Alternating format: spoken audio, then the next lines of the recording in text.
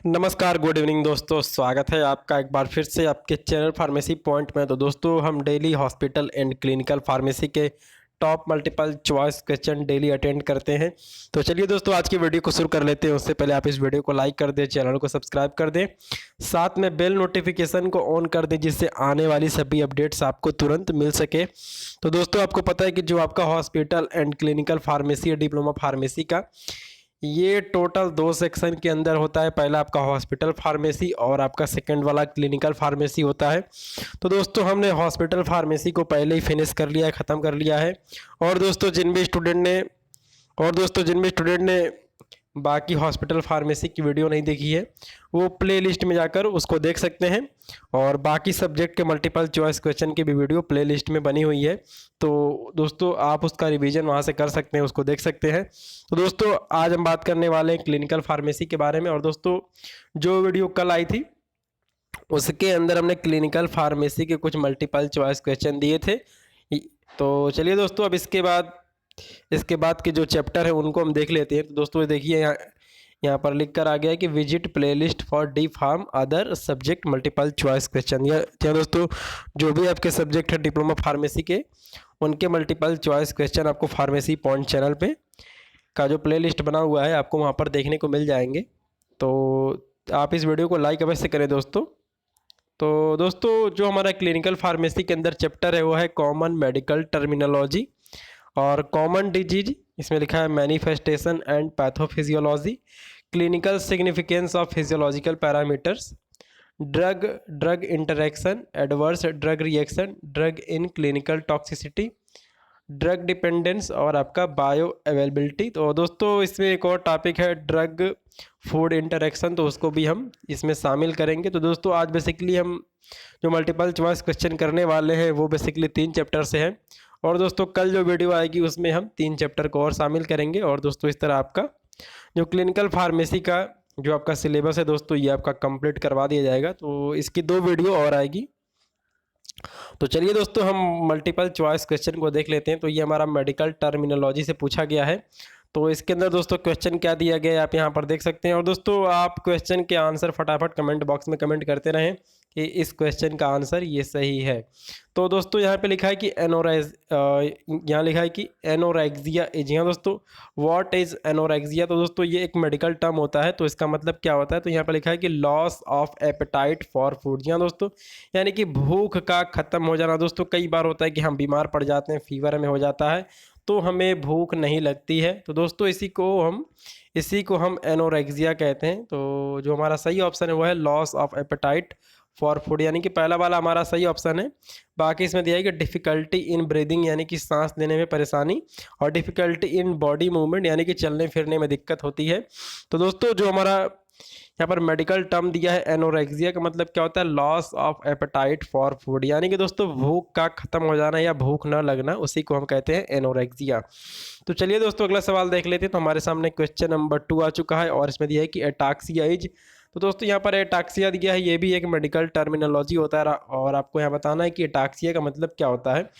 तो दोस्तों जो भी हमारी मसल है अगर उनके बीच अगर कोऑर्डिनेशन नहीं रहेगा तो क्या होगा। दोस्तों जैसे आप अपने हाथ को ऊपर करना चाहते हैं लेकिन दोस्तों आपका हाथ ऊपर नहीं हो रहा है, यानी कि उसमें कोई कोऑर्डिनेशन ही नहीं है। तो दोस्तों इसी को हम एटाक्सिया कहते हैं।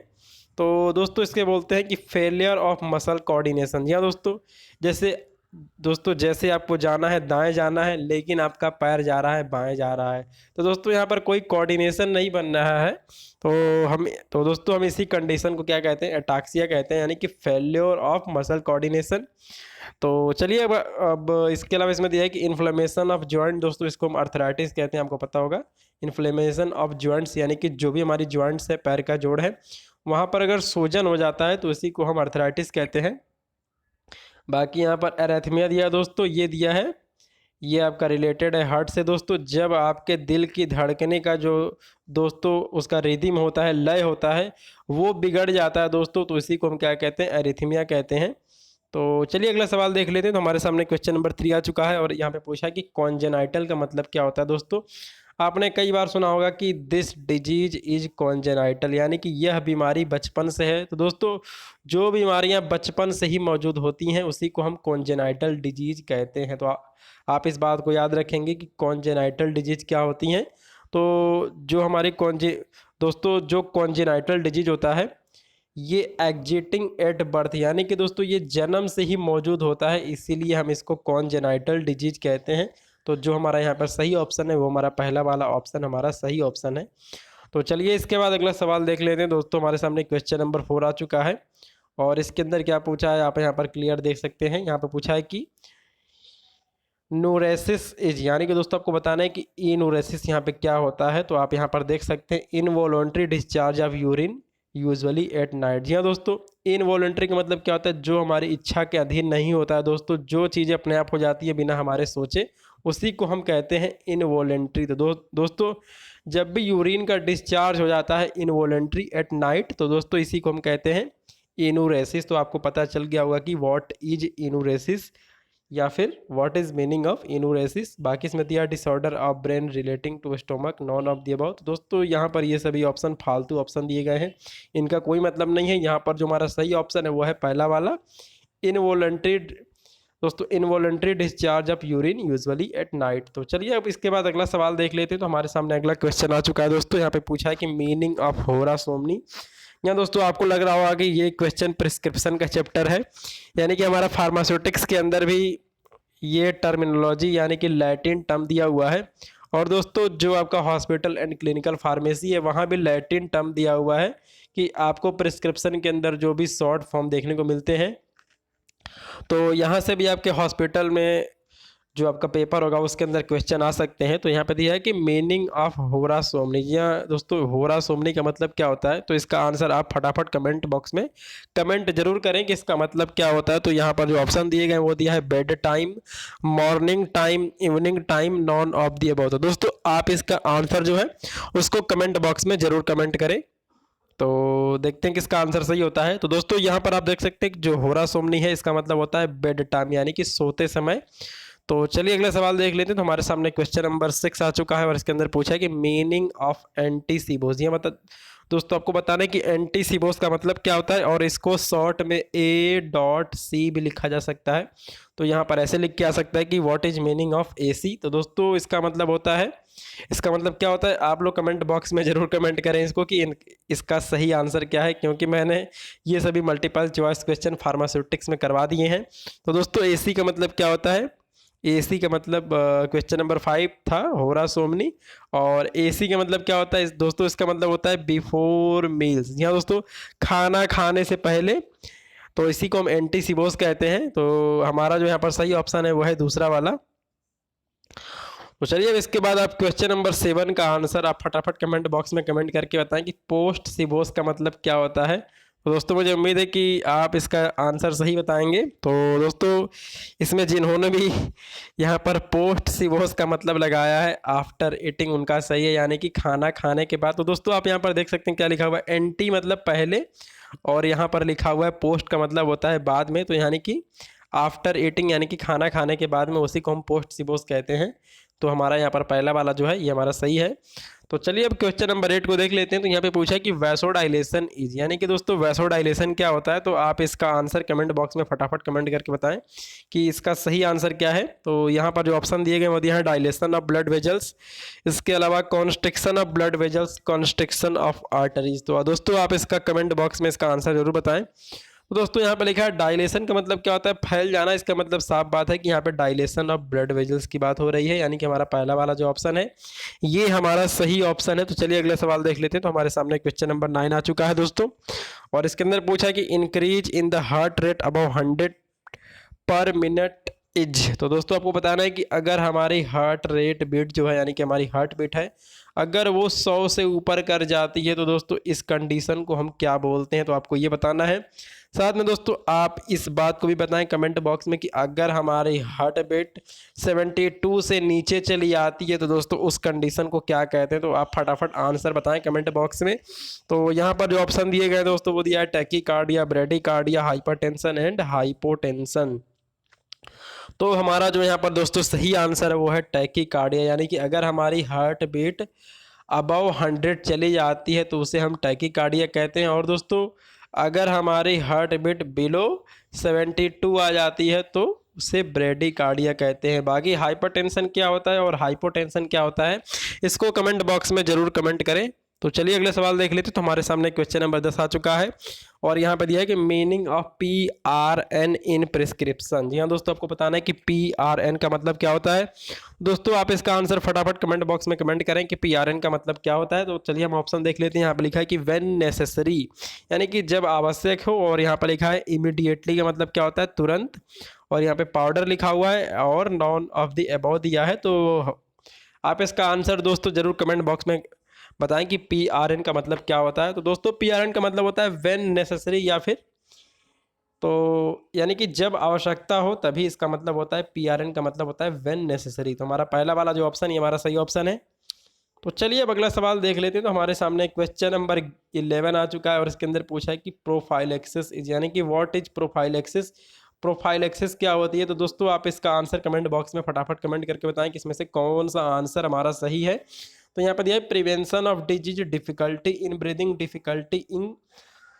डिफिकल्टी इन स्वेलोइंग, और नॉन ऑफ द अबव। तो दोस्तों जो हमारा प्रोफाइलेक्सिस होता है इसको बोलते हैं प्रिवेंशन ऑफ डिजीज। जी हाँ दोस्तों, किसी भी बीमारी को रोकने के लिए जो हमारा मेडिकल टर्म होता है दोस्तों, उसी को हम बोलते हैं प्रोफाइलेक्सिस। तो आप इस बात को याद रखेंगे कि prevention of disease is known as prophylaxis. तो चलिए अगले सवाल देख लेते हैं। तो हमारे सामने दोस्तों अगला सवाल आ चुका है जो कि है कि 1 teaspoonful is equal to. जी हाँ दोस्तों, आपको बताना है कि 1 teaspoonful is equal to, यानी कि 1 टी स्पूनफुल कितने ml के बराबर होता है। तो दोस्तों आप इसका आंसर फटाफट कमेंट बॉक्स में कमेंट करके बताएं कि 1 टी स्पूनफुल कितना होता है। तो जो यहाँ पर जो दोस्तों हमें यहाँ पर आंसर दिख रहे हैं वो दिख रहे हैं 5 ml, 6 ml, 7 ml और 8 ml। तो आप इसका कमेंट बॉक्स में जरूर बताएं कि 1 टी स्पूनफुल बराबर कितना होता है। तो दोस्तों ये हमारा 5 ml होता है। आप इस बात को याद रखेंगे कि 1 teaspoonful is equal to 5 ml। तो चलिए अगला सवाल देख लेते हैं। तो हमारे सामने क्वेश्चन नंबर 13 आ चुका है। तो दोस्तों यहाँ पे पूछा है कि माइकोबैक्टीरियम ट्यूबरकुलोसिस। तो दोस्तों आप बताएंगे कि माइकोबैक्टीरियम ट्यूबरकुलोसिस से कौन सी डिजीज बीमारी होती है। तो आप इसको बताएं फटाफट कमेंट बॉक्स में कमेंट करें कि यहाँ पर कौन सा आंसर हमारा सही है। दोस्तों यहाँ पर दिया है tuberculosis, pneumonia, epilepsy and non of the above. तो दोस्तों जो हमारा यहाँ पर सही आंसर है वो है ट्यूबरकुलोसिस। और ये बात सबको पता होगी कि माइकोबैक्टीरियम ट्यूबरकुलोसिस एक बैक्टीरिया होता है जिसकी वजह से हमें TB नामक बीमारी होती है।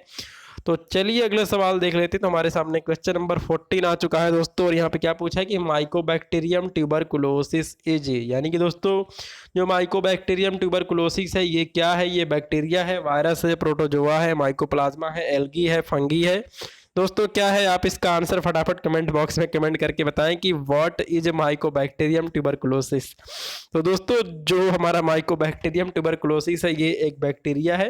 तो हमारा सही आंसर जो है वो हमारा पहला वाला आंसर है कि ये एक बैक्टीरिया है। तो दोस्तों आप लोग आंसर को कमेंट बॉक्स में करते रहें, कमेंट बॉक्स में लिखते भी रहें। तो चलिए अब दोस्तों इसके बाद क्वेश्चन नंबर हम 14 देख लेते हैं और यहाँ पर हमारे सामने क्वेश्चन आ चुका है कि माइकोबैक्टीरियम ट्यूबरकुलोसिस इज। जी हाँ दोस्तों, ये बहुत ही इंपॉर्टेंट क्वेश्चन है कि जो माइकोबैक्टीरियम ट्यूबरकुलोसिस नामक बैक्टीरिया है इसका शेप कैसा होता है। तो दोस्तों आप इसका आंसर फटाफट कमेंट बॉक्स में कमेंट करते रहें कि माइकोबैक्टीरियम ट्यूबरकुलोसिस का शेप क्या होता है। तो यहाँ पे दिया है rod shape, comma shape, circular shape and non of the above. तो दोस्तों आप इसका आंसर कमेंट बॉक्स में कमेंट करते रहें, देखते हैं किसका आंसर सही होता है। दोस्तों जो हमारा माइकोबैक्टीरियम ट्यूबरकुलोसिस बैक्टीरिया होता है ये बेसिकली रॉड शेप का होता है। तो हमारा यहाँ पर जो सही ऑप्शन है वो हमारा पहला वाला ऑप्शन सही है। तो चलिए अगला सवाल देख लेते हैं। तो हमारे सामने क्वेश्चन नंबर 15 आ चुका है कि the organ affected in tuberculosis. जी हाँ दोस्तों, ट्यूबरकुलोसिस जो बीमारी होती है इसके अंदर कौन सा बॉडी ऑर्गन सबसे ज़्यादा प्रभावित होता है, अफेक्टेड होता है। तो दोस्तों आप इसका आंसर कमेंट बॉक्स में कमेंट करके तुरंत बताएं कि अगर TB बीमारी हो जाती है तो उसके अंदर कौन सा ऑर्गन, बॉडी ऑर्गन सबसे ज़्यादा अफेक्टेड यानी कि प्रभावित होता है। तो यहाँ पे ऑप्शन दिए गए हैं लंग्स, पैनक्रियास, किडनी, यूरेटर्स। तो दोस्तों जब भी कोई बीमारी होती है तो हमारा पूरा बॉडी ही अफेक्टेड हो जाता है, लेकिन आपको यहाँ बताना है कि टीबी के अंदर मोस्टली अफेक्टेड ऑर्गन कौन सा होता है। तो दोस्तों जो हमारा यहाँ पे सही ऑप्शन है वो है लंग्स। हमारे जो लंग्स हैं वो सबसे ज़्यादा बैडली प्रभावित होते हैं, बैडली अफेक्टेड होते हैं इन ट्यूबरकुलोसिस डिजीज में। तो चलिए अगला सवाल देख लेते हैं। तो हमारे सामने क्वेश्चन नंबर 16 आ चुका है दोस्तों, और आप इसका आंसर फटाफट कमेंट बॉक्स में करके बताएं। और दोस्तों साथ में ये भी बताएं कि हेपेटाइटिस जो है ये कौन सी बीमारी है, यानी कि दोस्तों ये बैक्टीरियल डिसऑर्डर है या फिर वायरल डिसऑर्डर है। आप इस बात को कमेंट बॉक्स में फटाफट कमेंट करके बताएं। बाकी दोस्तों आप इस क्वेश्चन का भी आंसर बताएं कि hepatitis is the disease of, यानी कि दोस्तों जो हमारा हेपेटाइटिस है ये किससे रिलेटेड है, यानी कि लीवर से रिलेटेड है, किडनी से है, ब्रेन से है, and non of the above. तो दोस्तों जो हमारा यहाँ पे सही आंसर बनता है वो है लीवर, यानी कि जो हमारा हेपेटाइटिस है ये लीवर से हमारे रिलेटेड होता है। और दोस्तों इसमें बेसिकली क्या होता है, जो हमारा लीवर है इसके अंदर इन्फ्लेमेशन कॉज हो जाता है, यानी कि सूजन बन जाती है दोस्तों, उसी को हम हेपेटाइटिस कहते हैं। तो चलिए अगला सवाल देख लेते हैं। तो हमारे सामने क्वेश्चन नंबर 17 आ चुका है, और ये क्वेश्चन मैंने अभी आपसे पूछा था कि हेपेटाइटिस इज ए, यानी कि जो हमारा हेपेटाइटिस बीमारी है ये बैक्टीरियल डिसऑर्डर है, वायरल डिसऑर्डर है, प्रोटोजोअल डिसऑर्डर है, कौन सा डिसऑर्डर है आपको ये बताना है। तो जो हेपेटाइटिस होता है बेसिकली ये एक वायरल डिसऑर्डर होता है। और दोस्तों हेपेटाइटिस किस वायरस की वजह से होता है आप इसको कमेंट बॉक्स में कमेंट करके ज़रूर बताइएगा, या फिर नेट पर आप इसको देख लीजिएगा। तो चलिए अगला सवाल देख लेते हैं। तो हमारे सामने क्वेश्चन नंबर 18 आ चुका है, और यहाँ पर पूछा है कि peptic ulcer is caused by. तो दोस्तों पेप्टिक अल्सर क्या होता है इसको कमेंट बॉक्स में कमेंट करके ज़रूर बताएं अगर किसी को पता हो तो। तो दोस्तों पेप्टिक अल्सर किसकी वजह से होता है यहाँ पर आपको ये बताना है। तो यहाँ पर दिया है कि हेलिकोबैक्टर, यहाँ पर लिखा है Helicobacter pylori, Streptococcus pneumonia, Mycobacterium and non of the above. तो दोस्तों जो हमारा यहाँ पे सही ऑप्शन है उसको आप कमेंट बॉक्स में कमेंट करके जरूर बताएं कि peptic ulcer is caused by. तो दोस्तों जो हमारे यहाँ पर सही ऑप्शन है वो है Helicobacter pylori which is a bacteria. तो दोस्तों इसी की वजह से पेप्टिक अल्सर बीमारी होती है। तो चलिए अगले सवाल देख लेते हैं। तो हमारे सामने क्वेश्चन नंबर 19 आ चुका है, और यहाँ पे लिखा है कि condition when heart is unable to pump blood at a rate to meet demand of tissue. जी हाँ दोस्तों, जो भी हमारे टिश्यू हैं, सेल्स हैं, बॉडी ऑर्गन है दोस्तों, उनको हमेशा किसकी आवश्यकता पड़ती है, उनको हमेशा आवश्यकता पड़ती है ब्लड सप्लाई की। यानी कि जो भी हमारे टिश्यू है, सेल है, उनको बराबर ब्लड सही मात्रा में मिलना चाहिए। लेकिन दोस्तों कई बार क्या होता है कि जो हमारा हार्ट बेचारा है, दिल है, ये काम करते करते थक जाता है और ये ठीक से ब्लड सप्लाई नहीं कर पाता है दोस्तों, इसी को हम कहते हैं हार्ट फेल्योर। तो जो हमारा यहाँ पे सही ऑप्शन है वो है हार्ट फेल्योर। तो condition when heart is unable to pump blood at a rate to meet demand of tissue. तो दोस्तों इसी को हम कहते हैं हार्ट फेल्योर। जैसे आपकी कोई बाइक है, कार है, अगर उसका ब्रेक फेल हो जाएगा तो ब्रेक ही नहीं लगेगा, तो दोस्तों उसको क्या कहेंगे, उसे ब्रेक फेल्योर कहेंगे। वैसे ही अगर हमारा जो दिल है, हार्ट है, अगर वो ब्लड को ठीक ढंग से पंप नहीं कर पाता है, जिससे हमारी जो सेल हैं, टिश्यू हैं, उनको सफिशियंट दोस्तों ब्लड मिल पाए, तो उसी को हम हार्ट फेल्योर कहते हैं। तो चलिए अगले सवाल देख लेते हैं दोस्तों। तो हमारे सामने क्वेश्चन नंबर 20 आ चुका है, और इसके अंदर पूछा कि हीमोग्लोबिन इन मेल्स इज। हाँ दोस्तों, आपको बताना है कि जो भी मेल्स हैं उनके अंदर हीमोग्लोबिन का जो क्वांटिटी है वो कितना होता है। तो दोस्तों आप इसका आंसर कमेंट बॉक्स में फटाफट कमेंट करके बताएं कि हीमोग्लोबिन का जो कंटेंट है वो मेल्स के अंदर कितना होता है। तो दोस्तों आप इसका आंसर कमेंट बॉक्स में कमेंट करके बताएं। तो जो यहाँ पे आंसर दोस्तों दिए गए हैं वो दिए गए हैं कि 13 से 18 ग्राम पर डेसीलीटर, इसके अलावा 18 से 20 ग्राम पर डेसीलीटर, 20 से 22 ग्राम पर डेसीलीटर। तो जो हमारा यहाँ पे दोस्तों सही आंसर वो है 13 से 18 ग्राम पर डेसीलीटर। तो दोस्तों को ये बताया कि डेसीलीटर, जो हमारा डेसीलीटर है ये लीटर में कितना होता है। तो दोस्तों जो हमारा डेसीलीटर है ये लीटर में होता है 10⁻⁻² लीटर। तो चलिए दोस्तों अगला सवाल देख लेते हैं। तो हमारे सामने क्वेश्चन नंबर 21 आ चुका है, और इसके अंदर पूछा कि the haemoglobin value in female. जी दोस्तों, जो भी फीमेल्स हैं उनके अंदर हीमोग्लोबिन की क्वांटिटी कितनी होती है।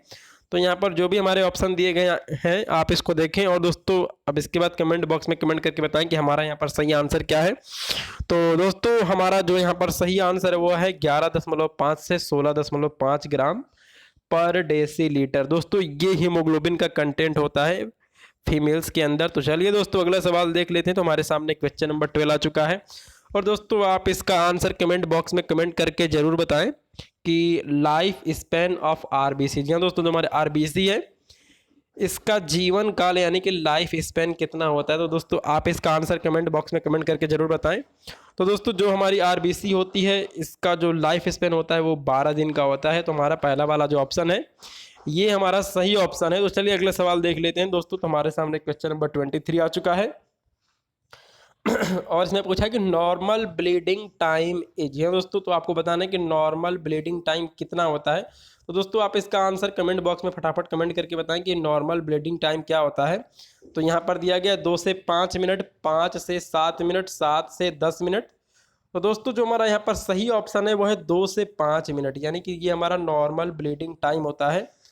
तो चलिए दोस्तों अगला सवाल देख लेते हैं। तो यहाँ पे पूछा है कि लो आरबीसी काउंट इज। जी हाँ दोस्तों, जब हमारी रेड ब्लड सेल्स के नंबर्स कम हो जाते हैं तो इस कंडीशन को हम क्या कहते हैं? तो दोस्तों इसका आंसर लगता है मुझे सबको पता होगा। तो आप इसका आंसर कमेंट बॉक्स में कमेंट करके बताएं कि अगर अगर दोस्तों रेड ब्लड सेल्स का जो काउंट है अगर वो कम हो जाता है तो इस कंडीशन को क्या कहते हैं? तो दोस्तों अगर हमारे रेड ब्लड सेल्स की काउंट कम हो जाती है तो इसको हम एनीमिया कहते हैं, यानी कि खून की कमी हो जाती है। और बाकी इसमें दिया है एरिथ्रोसाइटोसिस और पॉलीसाइथेमिया। तो दोस्तों ये दोनों कंडीशन ऐसी होती हैं जिसमें कि हमारा जो आरबीसी होता है उनके नंबर्स बढ़ जाते हैं।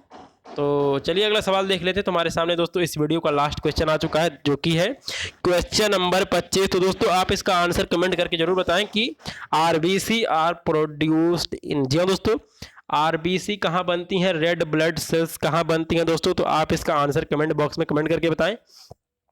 तो जो यहाँ पर दोस्तों ऑप्शन दिए गए हैं वो दिए गए हैं bone marrow, kidney, blood vessels और पैनक्रियास। तो दोस्तों जो हमारा यहाँ पर सही ऑप्शन है वो है बोन मैरो।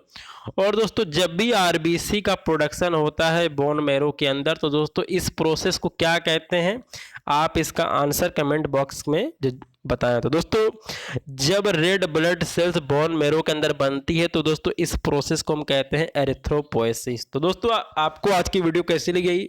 आप इस वीडियो को लाइक करें, चैनल को सब्सक्राइब करें, साथ में बेल नोटिफिकेशन को ऑन कर दें जिससे आने वाली सभी अपडेट्स आपको तुरंत मिल सके। और दोस्तों बहुत सारे कमेंट ये आ रहे हैं कि फार्मास्यूटिकल ज्यूरिस्प्रूडेंस की सीरीज कब चलाई जाएगी। तो दोस्तों जो आपका फार्मास्यूटिकल ज्यूरिस्प्रूडेंस का मल्टीपल चॉइस क्वेश्चन है दोस्तों उसको 11 जुलाई से स्टार्ट करवा दिया जाएगा। और दोस्तों जो भी आपका फार्मास्यूटिकल ज्यूरिस्प्रूडेंस का है आपका सिलेबस है दोस्तों उसकी वीडियो उसकी डेली 2 वीडियो आया करेगी। एक आपकी वीडियो आएगी सुबह 11 बजे और दोस्तों एक आपकी वीडियो आएगी शाम को 7 या फिर 7:30 बजे। तो दोस्तों जो आपका फार्मास्यूटिकल ज्यूरिस्प्रूडेंस का आपका सिलेबस है उसको 2 से 3 दिन के अंदर आपका कंप्लीट करवा दिया जाएगा। दोस्तों आपका ये वीडियो देखने के लिए धन्यवाद। आपका दिन शुभ हो।